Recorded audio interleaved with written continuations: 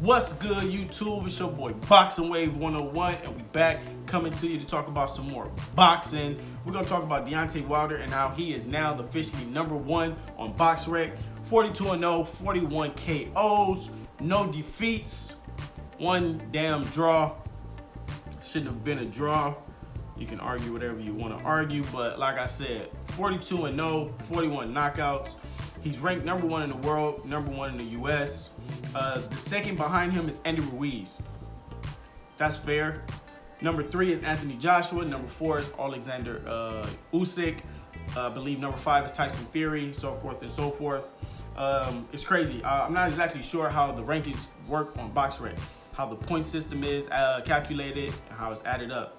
Alexander Usyk has just became a heavyweight. He's only had one heavyweight fight against a lower opposition. The guy wasn't even ranked, I believe, in like the top 50. He's already #4. So if you guys know how the ranking system works on BoxRec, drop it down below. Let me know. Just go ahead and update me so I can have some recollection of how this shit works, because that shit is crazy. How could he be ahead of Dillian White, who's been putting in time, hasn't lost since 2015, to Anthony Joshua, Tyson Fury, who's undefeated? Not exactly sure. That's very, very weird, man. And Alexander Usyk has less fights than all these guys. So I see if Alexander Usyk was a cruiserweight and had an enormous amount of fights and then jumped up, but he has less fights, less like top level opposition at heavyweight, and he's already ranked #4. So that's just mind blowing. I don't get it at all. So like I said, let me know. But anyways, we're gonna go ahead and get back into Deontay Wilder. He has 756 points.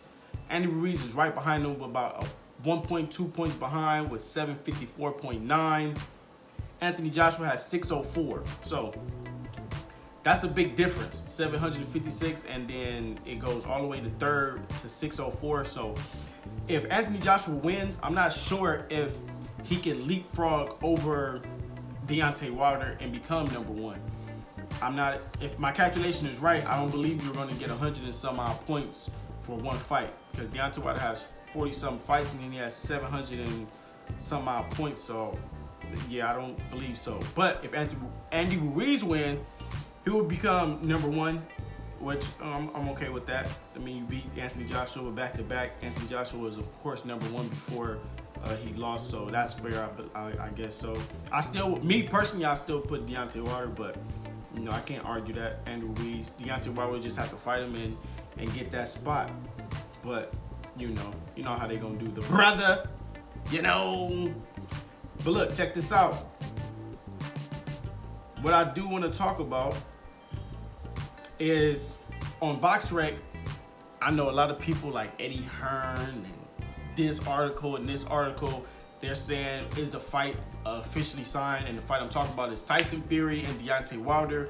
But if you look at BoxRec, it's up there. It's officially up there, so we do know the fight is real. BoxRec doesn't.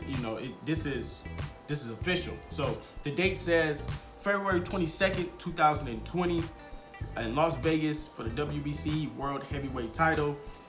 Scheduled bouts and the sanction with the commission approved and everything like that. So Tyson Fury was 29-0, one draw. He's going to go ahead and take on the Bronze Bomber, Deontay Wilder, February 22nd. Like I said, it's official. The fight is going to happen. And I'm going to tell you this.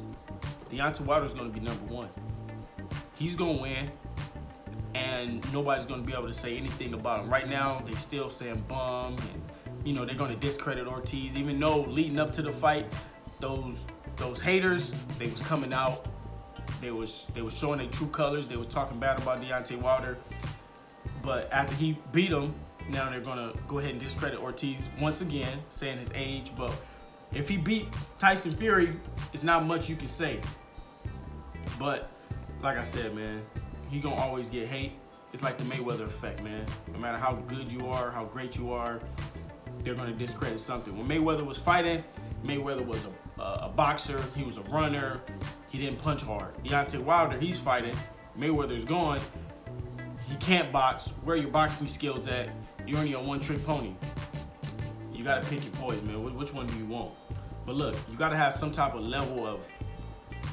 Listen, To reign at the heavyweight division for 10 title defenses is hard to do. He broke Muhammad Ali's record. You can say he's bum this, bum that. If that's the case, why Bermane Stiverne didn't do it when he had the title? Why Anthony Joshua didn't do it? Why Tyson Fury didn't do it? So forth and so on. It's a lot harder than what people say, and they say Deontay Wilder doesn't have any boxing skills. But I'll tell you this though. You gotta have some type of level of boxing skills to hold that title since 2015. In my opinion, if he didn't have boxing skills, what do we have? Just power? Power comes a dime a dozen. Everybody in the heavyweight division got that. So if that's the case, Luis Ortiz has power. He should have knocked Deontay Wilder out. Dominic Breazeale has power. He should have knocked the bum Deontay Wilder out. So if Deontay Wilder only has power, but Dominic Breazeale has some type of level of textbook basic boxing ability, and also Luis Ortiz, how did he beat them? Look, that's it for me. Like, comment, subscribe, and we out. Peace.